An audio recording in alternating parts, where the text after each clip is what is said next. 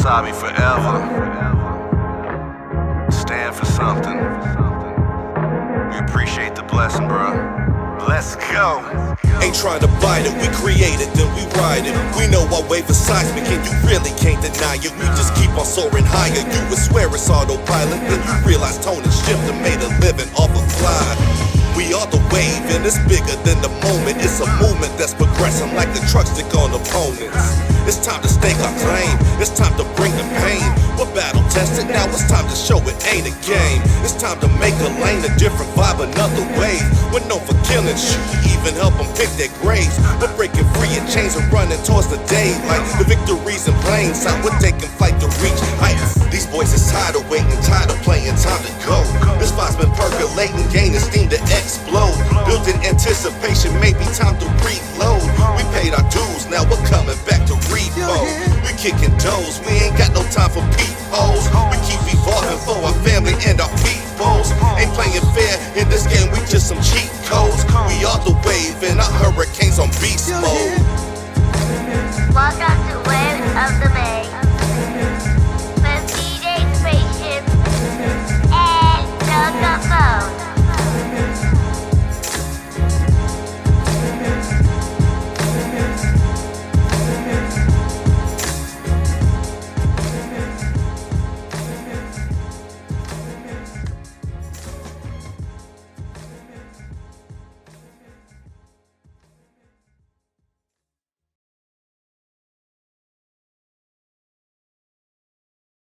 I want to welcome you to the Waves of the Bay podcast, and the reason why we're doing it like this is because, as you know, we have our radio show on FM radio, but they don't want us to interview people no more. They just want us to play music and just keep it moving, which kind of takes away from what we've been doing. You know what I'm saying? Like, we're not able to put the shine on y'all's names as much as we want to. We're not able to get as far in depth or even get to know anything about y'all except the name and the name of the song. So that's the reason why we decided to go with the Waves of the Bay podcast. That way we can dive a little bit deeper, have our own time and our own forum at the same time. So with that being said, you are the first guest on the Waves of the Bay podcast. So yeah, you got that bragging right there. So welcome to the podcast, Chael, man. Introduce yourself to the people, let people know who you are and how you get down. What's up? I'm Chael Blinya. I'm a rapper, but overall I'm a writer and just a great performer. I'm not trying to pat myself on the back, but I'm gonna do it anyway. Like we just working on just music and different forms of entertainment. But yeah, that's pretty much it. Yeah. I read somewhere that you had been doing like talent shows in high school or something. That's how you got started, or that's how you built the confidence when it comes to performing. Is that right? Yeah. Wait, where'd you read that at? I don't even remember saying that, but like somewhere. I ain't gonna give my sources away. Yeah. I used to like rapping a lot, and I just kind of stumbled into the art form. Sixth grade, just started freestyling randomly. Never rapped before, and it didn't sound trash apparently. So like, I tried to write my raps because I was good at writing, but when I started trying to write my freestyles or trying to write my raps, it wouldn't sound right. Mm-hmm. So watched a lot of like different people freestyling, a lot of wilding out. I don't know, like that surprisingly helped me at the time. Like the first rendition with like Cat Williams and them. Right. Then from there, I stopped rapping for like maybe a year or two and built the confidence to like get better at writing again after failing for a couple of years. And I would just sneak out to the high school talent shows because nobody would show up to the talent show. So I knew I can get that stage performance and practice without having to worry about like people making fun of me for like not being where I want to be at, But every once in a while, like a random person would show up to a talent show and like see me the next day. And I'd be like, hey, you the kid that was in the talent show? And I'd be like, nah, that wasn't me. It was crazy because, like, each school year we'd have a talent show and then, like, a Black History show. So the Black History show was during school, and that would always be, like, packed up and stuff. So, like, I would do the talent show and the Black History show, and it would be just completely different crowd experiences. So with, like, the Black History show, the entire school is there the entire day. They just switch out. So the talent shows, you pretty much just working it out, getting everything laid out and planned for the big joint that way you can show out. That's just twice a year. So I look forward to 2 performances every year for 4 years straight. And from there, I think my senior year of high school, I decided to do a show at the Orpheum. Them after shows that everybody likes. Yeah, yes I do. Yeah, so like 16, 17 years old, I went out to Afton and tried to do a show there. It was decent, you know what I'm saying? I got like a little turnout to happen, and I've been just doing local shows ever since. Yeah. That's what it is, man. So I'm kind of jealous of you a little bit because I didn't really like when I started performing. It was like after college, man. Like pretty much college. I started DJing a little bit, like on the station, the college radio station, and everything. And then I started getting into music after college. You know, started writing and things like that. So you already had like a head start pretty much on everything. So like, can you tell me like right now where you're at compared to back then? Like how much of a difference did that foundation make for you? Um, I'd say it was a blessing and a curse. The blessing was my stage presence coming out of high school was pretty impressive to some people, but the curse was I didn't understand the art of recording, and that's what I've been Mm, working on for the past 4 or 5 years, and we finally mastered that enough to like give you a project like what we're about to drop. Like we've given out 2 EPs and recorded a bunch of songs, just trying to figure out, okay, what do I want to do in the studio? Because on stage it doesn't translate in the booth for me per se, because I'm just used to performing in front of people. So like in a room with just me and an engineer, never works. So I'd say why? Why is it just like you don't have the same energy or something or what?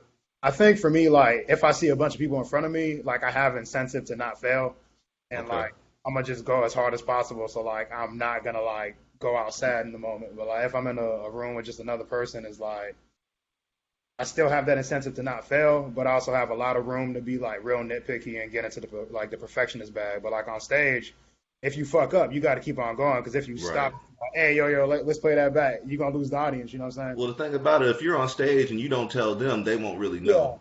And that's yeah, that's the secret. Like a lot of performing artists don't really understand that. You know, you can and H taught me this, you know what I'm saying? If I forget a word, oh, the mic's over here or something, you know what I'm saying? I'm moving the mic around a little bit like, oh, that's what happened. Instead of, yeah. oh, let me just freeze up and bitch up, you know what I'm saying? Like But yeah, I'll say that's the advantage. Like on stage, I felt really comfortable. But just when it came down to crafting a record that's gonna like be a one-off, like a one copy, and people are gonna hear it over and over again, you start getting in your head, because like a performance, unless they record it, they only see it in real time, and Right. not everybody has the presence of mind to record it.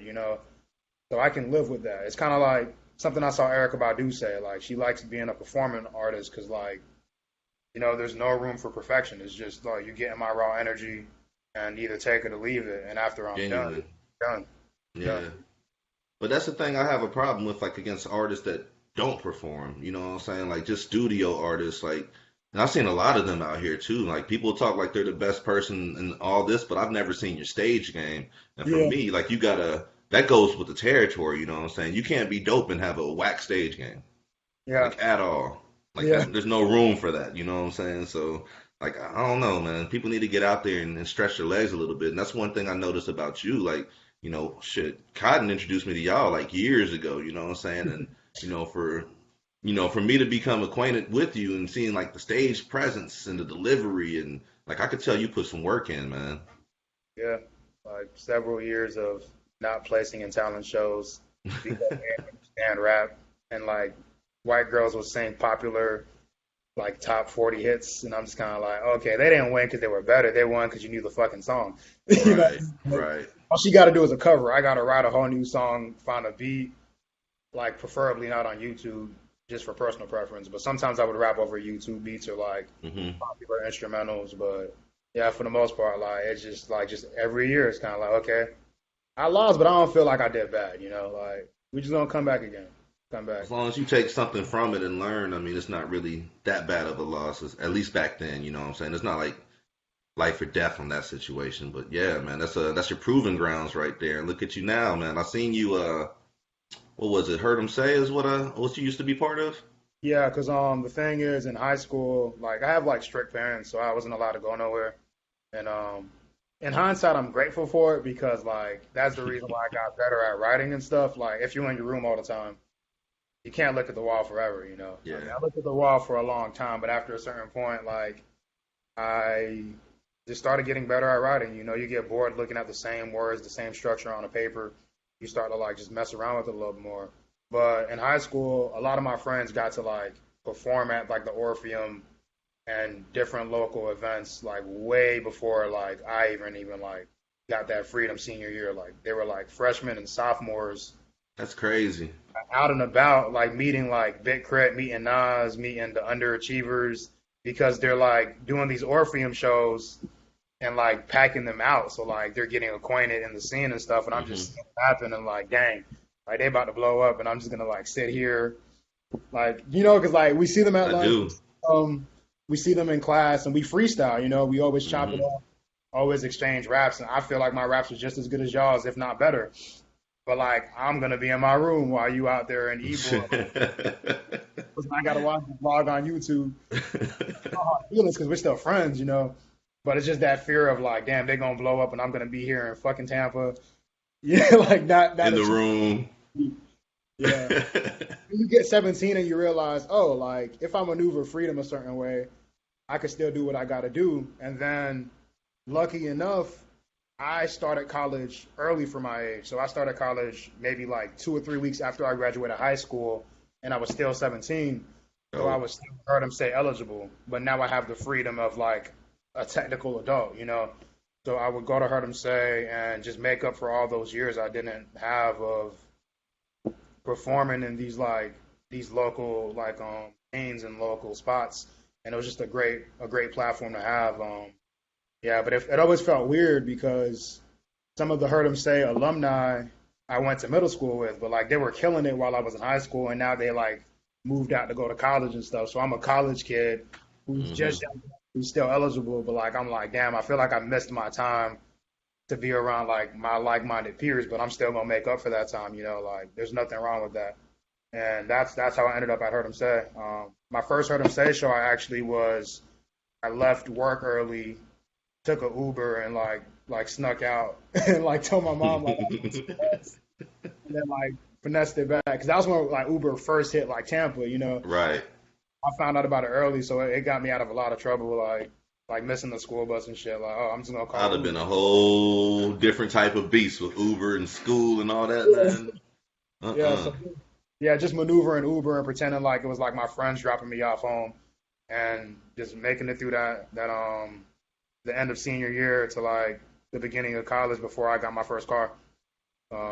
And then I just kept on going to Heard 'em Say and just like working on booking as many shows outside of Heard 'em Say, while also going to Heard 'em Say to like just get comfortable with performing beyond just rap, because like at 17, trying to hit the hip hop scene, it was harder to like penetrate the hip hop scene versus the Heard 'em Say Especially the scene. fake hip hop scene and the facade of what Yeah, hip hop is and everything too. That's not you. You know what I'm saying? yeah, I don't see you out like, here popping bottles and all that shit. You know what I'm saying?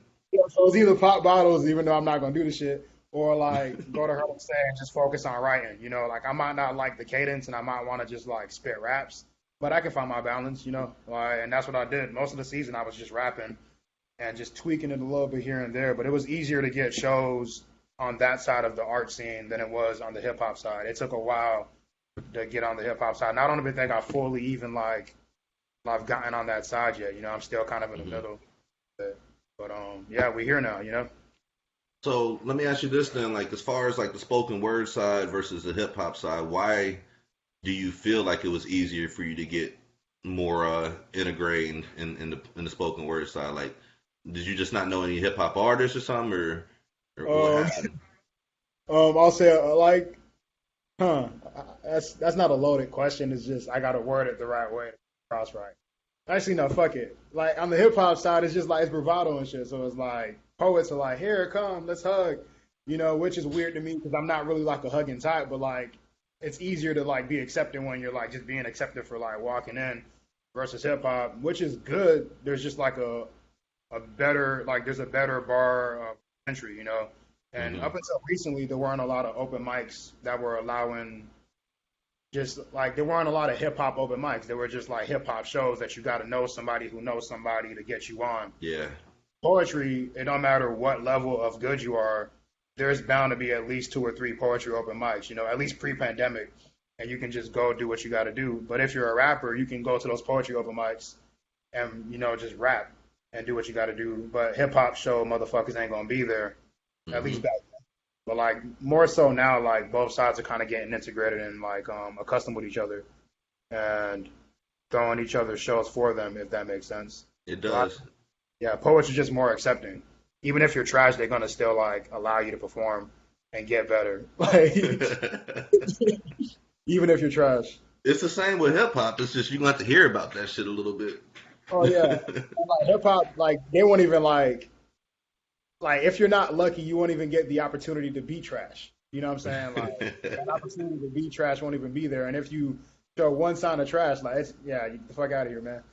But yeah, That's but really like what I it do have is. more open mics that are for hip hop specifically. Have you been hitting up shuffle and wave theory and all that stuff? Not yet, but I Okay. probably like I'm doing my open mic rounds to like perform these verses because I haven't performed them in front of people. I know them, but like seeing people react to them always throws you off. So I'm not trying to do that next week at these shows when I debut the raps for the first time. So I'm just making my rounds, fitting these verses and seeing, okay, what works, what doesn't work. Going a cappella so I can hear the silence and not get distracted by the beat. And just paying your dues. It's a part of the process. I know comedians do it, and I think we need to normalize like rappers and musicians doing it more. Not everything you see from them or from us should be like a final product sometimes. Sometimes there's a process of, I got to test this out. Like, you got to test out a joke. You know what I'm saying? Exactly. Exactly. I think that's the problem with like music right now is because it's so easily accessible. You know what I'm saying? Like coming up, like you had to have the plug to get connected. Now it's like I could record a song on my phone and upload it, and it'll be on YouTube before I'm even at the house. You know what I'm saying? Like, and I think because of that, people aren't really paying as much attention to the quality. You know what I'm saying? They're trying to get the quantity out there, trying to get that viral, get spotted, get seen, get popular real quick, like, and not really paying attention to the craft. You know what I'm saying? So that's what I appreciate about you, because like your pen game is strong. So like, how do you practice on that? Like, when did you actually start writing poetry? Um, I don't even know. I mean, I just remember being really the party kid. Um, being the party kid at like these parties. So like I was always dancing, and they would always like egg me on to dance. And then out of nowhere, I started drawing. And then from drawing, we started doing these book competitions in like elementary school, Piso Elementary by USF, and they'd give you like a blank book, like all white, hardcover, and you just have to make your own story. So that was when we started writing. But the poetry, I don't think it even came anywhere until like maybe like 6th grade, and that was just because I was rapping. But there's a stigma with rap, so your parents won't let you like rap, but like you say poetry, they're like, Uh, man. I would just write raps and just say, yeah, I'm gonna do a poem, and like just that like that cheat code of like it's still poetry, it's just rhythm and poetry. hmm But yeah, so I'll say like maybe like middle school. But I think the first poem I wrote was 4th grade for like a class assignment. It didn't resonate with me, but that's just on a technical level. Like that was the first poem I wrote. Right. But I didn't like have a groundbreaking experience after that poem. Man, I started writing poetry as soon as I moved to Kansas City. I was probably like 13. I was like going into freshman year, and it was for a girl, of course. So I was like, let me see what I can do right quick, and I was like, all right, well, I'm the poet, like I'm that dude now. But then I got to college, and I went to school at Missouri, and I actually took a poetry class, and it was something very challenging. You know what I'm saying? Because it wasn't just me writing about whatever I want to write about. It was about me, alliterating, these things to life, and it was just some next level stuff. Like that one class, like stuck with me a long way because I never really looked at things differently than that. I'm a country boy straight out of Kansas City. I see things one way, and they're like, "Yo, tell me, bring these glasses to life." I'm like, "Oh shit!" Like, but it's a beautiful thing, man, because like it's from your mind, and it's all you. It's all authentic. Ain't nobody really bite that shit. Yeah. Like yeah.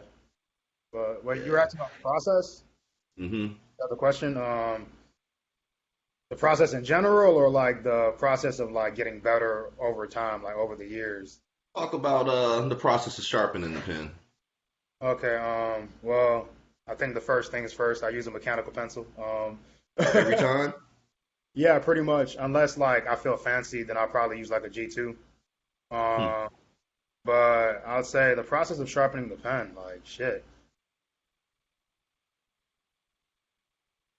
that's hard. I don't even fucking know. I think now it's a little more difficult because a lot of my raps are just like freestyles that I write down way later and like memorize in real time. But like, yeah, I don't even fucking know what the process is, man. Like I'm really trying to think. Like I think I just whatever the fuck comes to mind, I just try to like make it sound more polished. And if it sounds polished but not original, I just sit on it and I don't want to like force anything out. I like to focus on the rhyme word and then I'll make sense of it later. So I just get it out and then we'll go back and make it make sense. Cause like, like English is my best language, but it's not the first language I was exposed to. So like the meaning of it don't really like matter initially, but I don't want to like put out music that doesn't have meaning. So later on in the process, I'll put the meaning to it because that is important to me, but just not in the early stages. But there's this like documentary on Netflix about the history of pop music, and there's an episode on producers from Switzerland or Sweden, I think, and they just talk about how like English isn't the primary language there, but like they are the premier place for pop music. Like most of the pop hits and most of our pop artists like go to like Switzerland/Sweden. I don't know what country it is, so don't quote me on that. But like, yeah, it just made me think about it because like they will break down their lyrics and say this makes no sense grammatically, but in a song, our broken English makes perfect sense, and it makes it easy to listen to and easy to digest. So I just try to make sure the words for the hook and stuff are like simple, and then I'll get a little complex in the verses. Just have my own little artistic like freedom, just so nobody can say I'm not rapping, and then keep it moving from there. Yeah, but I don't think there's a formula to it. You just listen to the beat and you let the beat tell you what to do. But if it sounds basic, go back to the drawing board. I like that. What's the longest it took you to complete a song? The longest it took me to write a song,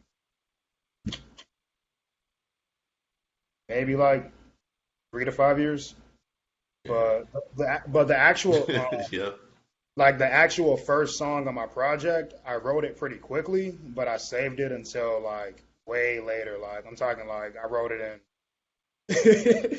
Scorpio always makes like Scorpio's my engineer, my producer, and like my creative partner in general. But he always, Isaac? huh? Isaac? Yeah, Isaac. Yeah, Scorpio, that's the homie right there. Okay. Scorpio Vision. I didn't mean to put the whole government out, but It's all Scorpio. good. Isaac?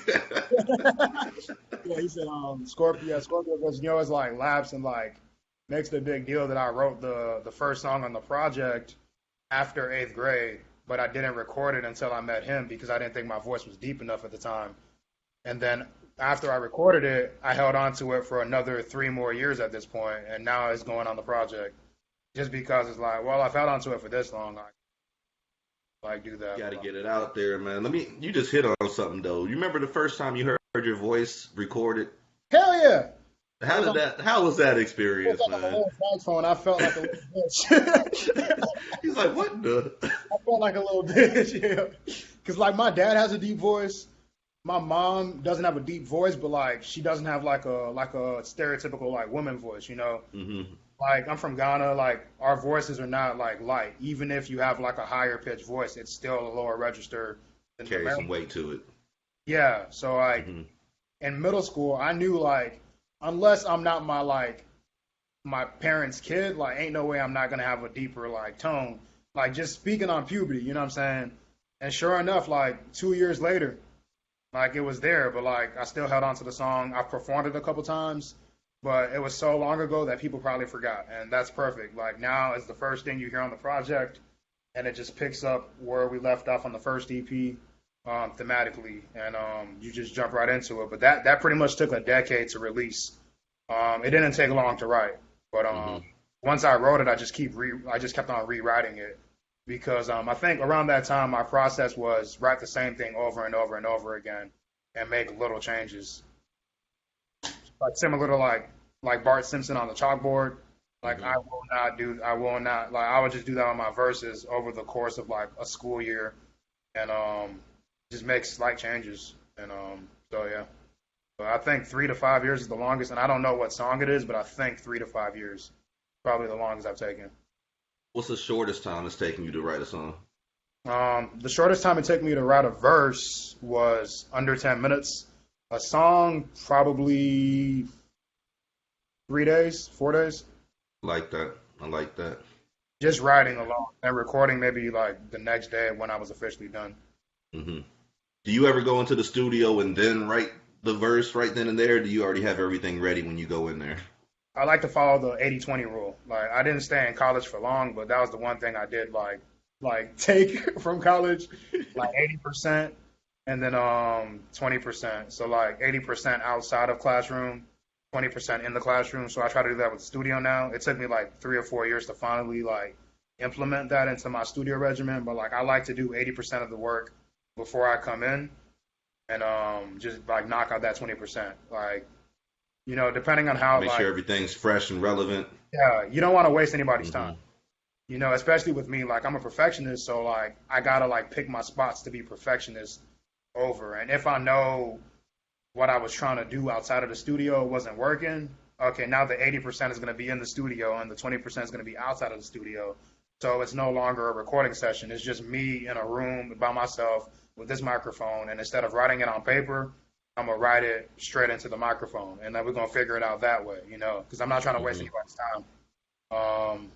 But yeah, I think the deeper the song, I'll probably prepare for the studio session and write notes and like prepare like with like different combinations and like okay, send me the mix after we're done recording. I want to like know exactly what to fix when we come Right. in. Let's try to be efficient as possible. Yeah, that saves a lot of time in the long run, honestly. Oh You might yeah, think you're finessing it and going over and over and over again, but what's gonna happen? You're gonna hear something you ain't like that you didn't fix, and it's gonna stick with you the whole time. Then you're not gonna want to listen to that song or ever whatever the again. case is anymore, and you're the Nah, only one that hears it on top of that, so that makes it even worse. So that's yeah. that's from experience right there, man. It bees like that though, man. This is the Waves of the Bay podcast. I'm speaking with Chael Blinya, and I want to ask you about Ghana, man. Like, did you actually grow up in Ghana, or you grow up in Tampa? I grew up in Tampa, but like I said, I was sheltered. So even growing up in America, I was really exposed to a Ghanaian social life. Um, Church, school, home. And when you're home, we speak our native language. Um, we eat Ghanaian food. We just try to like just like it was a very Ghanaian household. It wasn't like a first generation so we're removed. It was like nah, like we're Ghanaian. We just live in America. But I'd say a lot of my pop culture intake was all American. So yeah, it was just like the perfect balance of just Ghana and America. And the church I went to was full of Ghanaians. There's not a lot of us out here, and in comparison to the other ethnic groups. So like a hmm lot of people thought I was Haitian and stuff. But whenever I went to like church, like it was full of like Ghanaians and different cultures also because our church was open to other cultures coming in. But like it was primarily Ghanaian and other West African cultures and some Caribbean cultures and some like even Asians. Some whites came to our church too. Not like they weren't the majority though. So like I was very much brought up in a Ghanaian environment, but still got the pop culture intake of like America, and still got to go to like school with Americans, and just that was my upbringing. But I moved here a week before I turned 5, and my access to Ghana Wow. is through relatives who still live there and come to visit us every few years and just keep us updated on what's going on out there. And I honestly want to go back at the end of this whole like journey of mine. Like I want to like live there. Yeah, I just gotta like finish what I got to do here, and then I'm probably not gonna be seen in America, and I'm just gonna enjoy that part of my life. But like I haven't gone back yet because I'm not ready to go back yet. Because when I go back, I don't want to just visit and come back, unless like I feel like I've made something of myself where I can just go visit and come back. But like I want to make sure I get everything I want to accomplish like out of the way here, so I can enjoy my later years there. So what is it that you want to get away from America for, like in the latter years? Because I kind of feel the same way as you. Like my wife is from DR, So I know we got like a little. Her grandma got a house over there. You know, with all the Trump shit going on, I was like, man, if anything comes down to it, I just go to DR and just live. So what is it that makes you want to, dip off sometimes? I think like it'll just be good for me to experience a change in environment. Like my memories of Ghana are from VCRs. I mean, no, not VCR, but VHS tapes of like my like birthday parties and different events that my mom still has videotape evidence and proof of, and then just like very faint moments that were significant to me, like when I was like 3 or 4. You know what I mean? Like my memory doesn't like go back extensively, but like I remember small moments of like, oh, like I remember when that happened. I shouldn't remember when that happened, but I still do for some reason. Or like right before we like moved to America, I have like very like distinct memories of like you know what I mean, like very specific moments. Hmm. Like I remember being at the airport right before we got on the plane, and I don't know why I still remember that. Like I'm 23 now, like I'm probably a month into being 23, and like I still remember things from when I was like 3 or 4 from a whole other continent, But like it would be nice to go relive where I quote unquote am from, you know what I'm saying? Because I don't feel like I'm too far removed from anything culturally, so it wouldn't be a huge culture shock.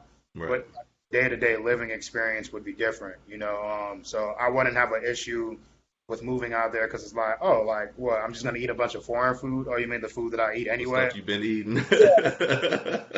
Only thing is, like, I might just have to adapt to it, like health-wise, because like there is a lot of like different like sicknesses going on out there, and they do have a lot of like power outages and stuff. But like, I roll with the punches. It's not really a big deal beyond a certain point. But like, I think it'd be harder to move to like France or Europe. Completely different culture. Yeah, because I Trying to had immerse yourself in it.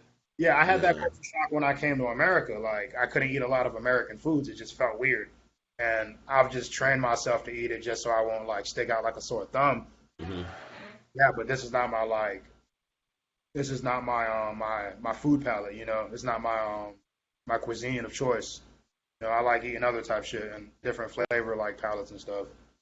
So yeah, I understand the two major languages. One is my native language. I understand it like perfectly. I'm not a fluent speaker of it for other reasons. But like, yeah, I can have a whole conversation with somebody. It's just that unless I'm really trying, I'm not going to respond in the language. I'll just respond in English, and like it'll just be one of them things. And then the other language I only know because the church I used to go to was full of a different tribe. So like I would just pick up what they were like saying over time, and so I understand enough of it to get by. But it's not my like native language of choice anyway. So yeah, but I definitely want to like move back to Ghana and stuff. So I don't have like any current memories of Ghana because it's obviously different. You Yeah, like, I'm sure it's night and day now. I'm sure. definitely. But like my parents watch a lot of Ghanaian news. I hear stuff in passing. I follow a lot of like Ghanaian social media pages, so I more or less understand like the landscape out there and shit. And like the world is getting smaller. Globalization is not a joke. Like Mm-mm. Instagram has made a lot of shit like smaller, and like I The heard. internet in Yeah. general has connected us something Like, major. So like, you ready to hear like something shocking? Drill music, right? yeah, They got drill music in the slums in Africa and shit now, and I that shit. believe that. Yeah, like because they're speaking like Tree, like that's the language out there, but it's with the same like drill flow, like the same drill flow that like a Pop Smoke would use, or like a Five Hmm. or a Chief Keef back in the They're day. probably killing that shit. Yeah, like and it's just crazy. Like Scorpio was telling me like drill started in Chicago, then it went to the UK. From the UK, Pop Smoke heard it. You know what I'm saying? Like it's in New York now. It's just like it's just infiltrating that scene. And from like New York, it's just crazy to see that it's in Ghana. It's crazy to see. If it's in New York, it's everywhere. Yeah, And I'll tell you that right now. what's even crazier is like not everybody in like the western side of the world is like really big on Afro beats and stuff. So like I'm just seeing like that little like switch happen, and I'm like, yo, like I definitely feel more comfortable moving back home now than more than ever. Are you ever gonna attack some Afro beats? I don't want to ever like go full out with it, not because I don't think it will be like good or bad, but I do believe I have the rhythms for it, and I implement the rhythms over like hip hop style instrumentals. with the influence of Afro beats. I don't want to go all the way with it unless I do something like Kendrick did with Pimp a Butterfly, like how he took jazz music and then make it his own thing. You know, so I wouldn't do anything stereotypical like Afro beats. Like I wouldn't be trying to rap like Wizkid or like Burna Boy. You know, I wouldn't be trying to do like the Davido style. Like I would probably still try to make it like lyrical and take the approach Nas took with Damian Marley, where it's like the music is there, but I'm not gonna fake an accent like Drake. Like I'm not gonna do that. Like even though like I can fake a better accent and it'd be more authentic, that's not how I speak on a daily basis, you know. But like, but the rhythms are just naturally there for me. Like even on this project, it's not an Afrobeat song, but like we have the rim shot going, and it's with that Afrobeat rhythm over like some type of guitar that you would hear in like some 2000s rock, like alternative music. But then the flow I'm going with is like a nice laid back flow, but the rhythms are like dance hall rhythms. The rhythms are like Afrobeat rhythms, but you wouldn't tell because like I'm taking it. You in your pocket with it. Yeah, it's like, yeah. Tell me more about the project, man. We got a few minutes left here. How many tracks you got on it? 14 songs, 3 interludes, 17 tracks total. Full out album. Look at you. Did you actually start doing this before the pandemic, or did this come along like during the Rona and all? First half was recorded before the pandemic. Took a break during the pandemic. Second half was recorded 2 months this year. From May to July. We recorded the second half of the project. And Scorpio's been mixing it ever since I turned it in July 15th. Well, no, I was supposed to turn it in July 15th, and then I had like this really like complicated verse on the project. So like I asked him for like a 2-day extension, and then I got the verse done right because I didn't want to like have him chop up my shit and do the engineer thing. No, I want to say it straight. Yeah, thank you. He was mad. He was mad, but he understood. You know what I'm saying? Like, well, I don't know if he was mad, but like. He'll definitely understand though. Yeah, we ain't no plug-in type cats, man. Don't punch me in. I gotta spit the whole thing straight from beginning to end. Even if I fuck up, I'm gonna do 2 verses, and I didn't fuck up on one of those verses, so just swap it out. Like I'd rather do that. I know it's the same thing, but I'd rather do that. Like you know what I mean? 100%. But the project is called the Surroundings EP. I wanted to make a project about my surroundings. And I got my good friend / mentor / just I don't even know where our relationship is right now, but we're on good terms. Curtis Davis, a few years ago before the pandemic, I got him to come into our studio space and give me a bunch of sound bites, and I essentially wanted him to personify surroundings, and I turned surroundings into a person, Surroundings, and I looked around Tampa and just looked at what I was surrounded by, and along that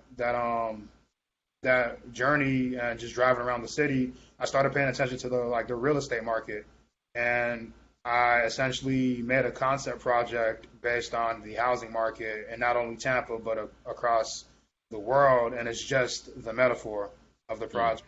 From that metaphor, I talk about my personal life and just give you like a good, I wouldn't say formulaic, but a good like proven like album. Like you get introspective.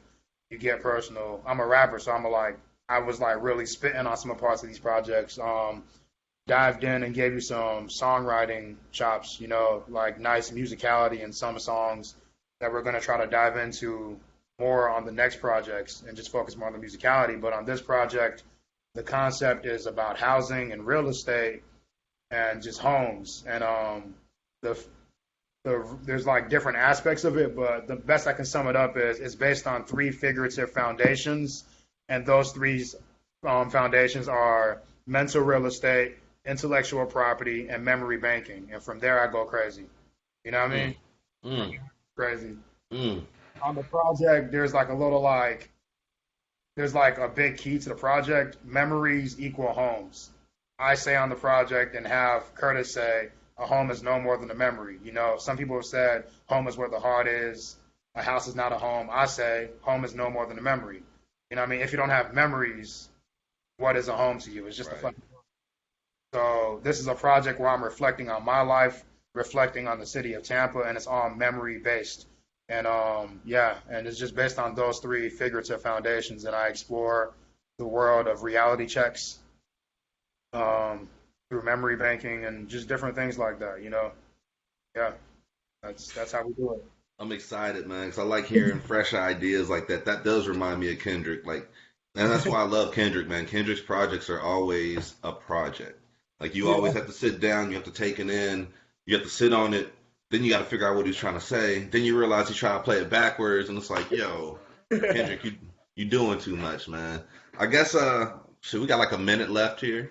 But let me ask you this, man. If you can put together your own showcase, not a showcase, but like your a concert, a homecoming concert, let's say. Let's say you do it at Janice Landing or the amphitheater or wherever you're at, and you can have four artists open up for you. Who would you have open up for you? They can be mainstream, they can be around here, but give me four names of people that you really would want to have open up for you.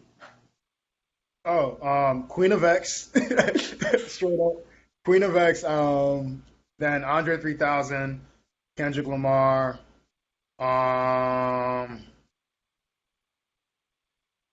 I hate it when people do the old Kanye versus new Kanye shit, but like I'm not even gonna do that, because like at that point, what is it? But I'll say Andre 3000, Kanye West, Queen of X, and can't think of anybody else off top. You know what I'm saying? But like, I definitely like whenever I see Queen of X perform, like I don't go to concerts because I have personal space issues, but like, I like going to her shows because I can sit in the corner of the Crow Bar, you know, Hmm. mind my business and just feel like I'm at a concert. And I'm probably thinking of some other people. Anderson Paak, definitely Anderson Paak. I really fuck with his stage show. Yeah. Damn, Queen of X, if you're listening right now, you have just been put in the same category as these greats, man. I'm gonna tell you one quick story before we get out of here about Queen of X. She actually rocked our very first show, our very first Ignite the Night 7 years ago.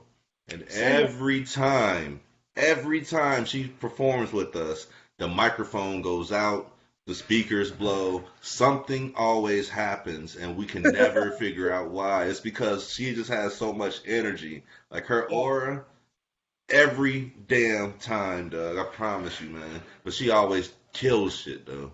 Yeah. Kills shit. Sanyo Fugar from Bangarang. I just like the way he holds the mic and his cadence is fucking hilarious. You know what I mean? Like it's just like just Right. perfect. Right. On a technical level, John Diddy. I just saw him perform last night. Dope. He kills it on a technical level. Like they Witty give as us fuck. Witty as hell, man. He be on it too. yes, everything, pronunciation on points, Hmm. all that shit. Saw this man go to sleep and still rap last night. It's just, I'm probably forgetting people, but like there's a lot of talent around, and it gets kind of tricky because my personal favorites don't really give good shows anymore for different reasons. But like when I saw them at their peak, like I was very much moved. Yeah. Dope, man. Well, I want to say thank you for taking time out of your schedule to talk with me tonight. You are the first guest on the Ways of the Bay podcast. So you do need to give the people your social media information so they can follow along. And then your project drops what, the 23rd? No, we have a listening party at Labyrinth Studios in Seminole Heights on Florida Avenue. That's going to be the 23rd, and the project drops the next day. Well, at Okay. midnight. Yeah, so the 24th, the project drops on all streaming services. We're actually about to submit it pretty soon. I'm just making my last final like tweaks and stuff. Getting your Kanye on. Yeah, well, yeah, he's doing way crazy shit. But and then we're doing an album release at the Bricks in Ybor the day after the project drops on the 25th. Okay. Roundings EP. Right now, the song "Leaving Town" is out. That's the second single, and it's in the second phase of the entire cycle. The second phase is called the eviction notice. The first phase was called the leasing agreement. Then the third, you know what I mean? Like we're just trying to make this like this real estate theme go all the way through. Yeah, so like run up the views on that YouTube video that I did. The song is featuring Ace NH. And yeah, stream it as best as possible. And the project will be out on a Friday. The listening party will be on a Thursday, and the listening party is a dress code requirement. Just dress business attire. You don't got to go all out, but look the part. Like look like you're trying to conduct some business. It's an interactive listening party, so I'm not just pressing play and then telling you to go home. Oh, shit. And yeah, you just got to RSVP so I can like prepare for like certain materials and stuff, and we'll probably have like a limited capacity for like indoor spacing reasons. And everything you need to know about the project is on www.surroundings, spelled the regular way, www.surroundings.xyz. Or you can go to www.chaelblinya.xyz and press the surroundings tab. My Instagram is ain't it. So ain't it, just the same thing twice. That's my ad lib of choice. Or you can just type in Chael Blinya on social media, and I have it rigged up so it'll pop up either way. And yeah, I think that's about it. We buy houses cash. Call us at 900. Call us at something. Running with it, Doug. I see it. 900-6581, 727-900-6581. We buy houses, cash. I love it, man. I can't wait to hear this project, man. And thank you again for talking with me. I can't wait to see you in person again, man. It's been a while, you know what I'm saying? But until I do, you keep on grinding, keep on pushing. I need all these new songs too. Hey, which one do you want to hear first? Like, Jimmy, like what vibe are you feeling? I'll send it to you right now. I want to hear your lyrical. Lyrical? I'll give you the song. I'll give you the intro. That's what it is. Yeah. That's what it is, man. Once again, welcome to the Waves of the Bay podcast. Chael Blinya was guest number 1. I'm Tone Capone. You guys can hit up the webpage, www.tone-capone.com. I spell my name with a K, as you can see. If you spell it with a C, you will not see me. So please spell my name correctly, and we'll catch y'all next again. Peace. Ain't it. Ain't it. It's Kino Sabi forever. Stand for something. We appreciate the blessing, bro. Let's go. Ain't trying to bite it, we create it, then we ride it. We know our wave is seismic and you really can't deny it. We just keep on soaring higher. You would swear it's autopilot, then you realize tone and shift and made a living off of fly. We are the wave and it's bigger than the moment. It's a movement that's progressing like a truck stick on opponents. It's time to stake our claim. It's time to bring the pain. We're battle tested, now it's time to show it ain't a game. It's time to make a lane, a different vibe, another way. We're known for killing shit, even help them pick their graves. We're breaking free in chains and running towards the daylight. The victory's in plain sight, we're taking flight to reach heights. These voices tired of waiting, tired of playing, time to go. This vibe's been percolating, gaining steam to explode. Built in anticipation, maybe time to reload. We paid our dues, now we're coming back to repo.